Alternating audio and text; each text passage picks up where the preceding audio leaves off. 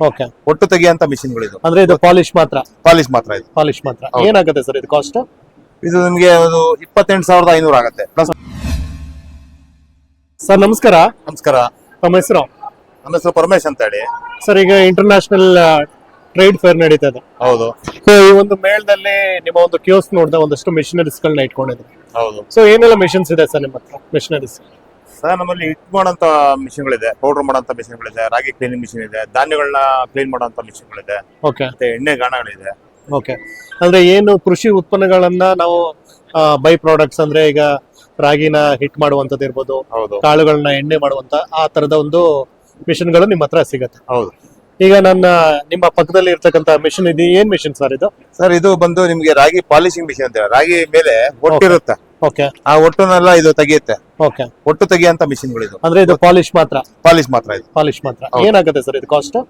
ಇದು ನಿಮ್ಗೆ ಒಂದು 28,500 ಆಗುತ್ತೆ ಪ್ಲಸ್ ಹಾ. GST ಇರುತ್ತೆ. Plus GST. ಹೌದು. ಏನಾದ್ರು ಸಬ್ಸಿಡಿ ಇದೆ ಇದಕ್ಕೆ ಗೌರ್ಮೆಂಟ್ ಕಡೆಯಿಂದ? ಗೌರ್ಮೆಂಟ್ ಕಡೆಯಿಂದ ಇದಕ್ಕೆ ಸಬ್ಸಿಡಿ ಇಲ್ಲ. ಸಬ್ಸಿಡಿ ಇಲ್ಲ. ಇದಕ್ಕೆ ಇದು ಪಾಲಿಶ್ ಮಾತ್ರ 3 ಹೌದು. HP motor. ಹೌದು. ಓಕೆ. 28,500 ರೂಪಾಯಿ. ಹೌದು. ನನ್ನ ಹಿಂದೆ ಮತ್ತೊಂದು ಮೆಷಿನ್ ಕಾಣಿಸ್ತದೆ, ಇದು ಸಣ್ಣದು.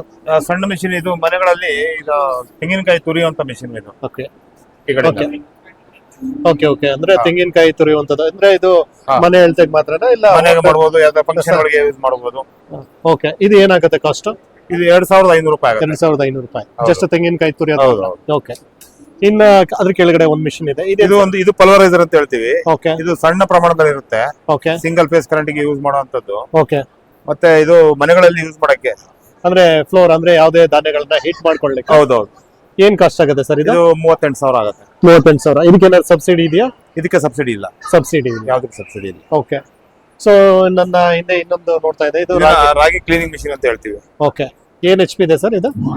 ಇದು 3 HP ಮೋಟರ್ ಇರುತ್ತೆ. 3 HP 3 HP 3 ಮೋಟರ್. HP ಅಂದ್ರೆ ಇದು ಒಳಗಡೆ 2 HP ಮೋಟರ್ ಇರುತ್ತೆ. ಓಕೆ. ಈ ವೈಬ್ರೇಟರ್ ಅಂತ ಹೇಳ್ತೀವಿ. ಓಕೆ. ಈ ವೈಬ್ರೇಟರ್ ಅಲ್ಲಿ ಬಂದು 1/2 HP ಮೋಟರ್ ಇರುತ್ತೆ. ಅಂದ್ರೆ ಕ್ಲೀನಿಂಗ್ ಪರ್ಪಸ್ಗೋಸ್ಕರ ಗ್ರೇಡಿಂಗ್. ರಾಗಿ ಕ್ಲೀನ್ ಮಾಡಬಹುದು, ಧಾನ್ಯಗಳೆಲ್ಲ ಕ್ಲೀನ್ ಮಾಡಬಹುದು. Okay. ರಾಗಿ ಒಂದೇ ಅಂತಲ್ಲ, ಓಕೆ. ಎಲ್ಲಾ ಧಾನ್ಯಗಳನ್ನ ಕ್ಲೀನ್ ಮಾಡಬಹುದು. ಇದಕ್ಕೆ ಏನಿದೆ ಸರ್ ಕಾಸ್ಟ್? ಇದಕ್ಕೆ ಕಾಸ್ಟ್ ಬಂದು ನಮಗೆ 1,40,000 ಇದೆ. 1,40,000. ಹೌದು. ಅದ್ರಲ್ಲಿ ಸಬ್ಸಿಡಿ 69,000 ಸಬ್ಸಿಡಿ ಸಿಗುತ್ತೆ. ಓಕೆ 71,000 ರೈತರು ಕಟ್ಬೇಕಾಗತ್ತೆ. ಓಕೆ. ಅಂದ್ರೆ ಅದಕ್ಕೆ ಯಾವುದೇ ರೀತಿ RTC ಏನಾದ್ರು ಕೊಡ್ಬೇಕಾಗುತ್ತೆ? ಹೌದು. RTC ಜಮೀನು ಇರುವಂತರು ರೈತರಿಗೆ ಇದು. ರೈತರಿಗೆ ರೈತರಿಗೆ ಮಾತ್ರ ಯೂಸ್ ಆಗುತ್ತೆ. ಈಗ ಜನರಲ್ ಎಲ್ಲರಿಗೂ ಅಲ್ಲ ನಾನು ಹೇಳ್ತಾ ಇರೋದು ನಾರ್ಮಲ್ ಆಗಿ. ಈಗ ನನ್ನ ಹತ್ರ ಜಮೀನ್ ಇರಲ್ಲ, ಹೌದು. ಸೊ ನನಗೆಲ್ಲ ಈ ಸಬ್ಸಿಡಿ ಬರುತ್ತೆ. ರೈತರು ಬಿಟ್ಟು ಬೇರೆಯವ್ರಿಗೆ ಸಬ್ಸಿಡಿ ಸಿಗೋದಿಲ್ಲ, ಹೌದು. ರೈತರಿಗೆ ಮಾತ್ರ ಸಿಗುತ್ತೆ. ಓಕೆ. ಇದು ಬ್ಯಾಟರ್ ಮಿಷಿನ್ ಸರ್ ಇದು? ಹೌದು. ಇದು ಬ್ಯಾಟರಿ ಮಿಷಿನ್. ಸೊ ಇದೇನ್ ಕಾಸ್ಟ್ ಆಗುತ್ತೆ? ಇದು 27,000 ಆಗುತ್ತೆ. 27,000 ಆಗುತ್ತೆ. ಹೌದು. ಅಟ್ ಎ ಟೈಮ್ ನಾವು ಎಷ್ಟು ಕೆಜಿ ಹಿಟ್ ಅನ್ನ ಇದು ಮಾಡ್ಬೋದು? ಇದು ಕಂಟಿನ್ಯೂಸ್ ಆಗಿ ಮಾಡ್ತಾ ಇರ್ತೀವಿ ಸರ್. ಹೊರಗಡೆಯಿಂದ ಇಲ್ಲಿ ಹಾಕ್ತಾ ಇರ್ತೀವಿ, ಹಾ. ಕೆಳಗಡೆಯಿಂದ ಡೆಲಿವರಿ ಬರುತ್ತೆ. ಏನಿದೆ ಕಾಸ್ಟ್? ಇದು 27,000. 27,000 ಇದೆ. ಇದು ಕೂಡ ಇದು 1 HP ಮೋಟರ್ ಇರುತ್ತೆ. ಇದು ಇದು 1 3 HP ಇರುತ್ತೆ. ಓಕೆ. ಇದು 1 HP ಇರುತ್ತೆ. 1 HP ಗೆ 21,500 ರೂಪಾಯಿ. ಹೌದು. ಓಕೆ. ಇದು ಏನ್ ಮಿಷನ್ ಸರ್ ಇದು? ಇದು ಬಂದು ನಿಮ್ಗೆ ಪೌಡರ್ ಮಾಡೋಂತ ಮಿಷನ್ಗಳು. ಅಂದ್ರೆ ಇದು ಅಕ್ಕಿ, ರಾಗಿ, ಗೋಧಿ, ಜೋಳ. ಏನು ಗಿರಣಿ ಅಂತ ಹೇಳ್ತಾರೆ? ಹೌದೌದು. ಇದು ಎಷ್ಟು ಕೆಜಿ ಕೆಪಾಸಿಟಿ ಇದೆ ಸರ್ ಇದು? ಇದು ಗಂಟೆಗೆ ನಿಮ್ಗೆ ರಾಗಿ ಎಲ್ಲ ಬಂದ್ರೆ ಒಂದು 250 300 kg ವರೆಗೂ ಮಾಡಬಹುದು. 250ರಿಂದ 300. ಧನಿಯಾ ಮೆಣಸಿನಕಾಯಿ ಎಲ್ಲ ಹೇಳಿದ್ರೆ ನಿಮ್ಗೆ ಒಂದು 80ರಿಂದ 100 kg ಮಾಡಬಹುದು. ಓಕೆ. ಏನಿದೆ ಸರ್ ಕಾಸ್ಟ್ ಅದಕ್ಕೆ?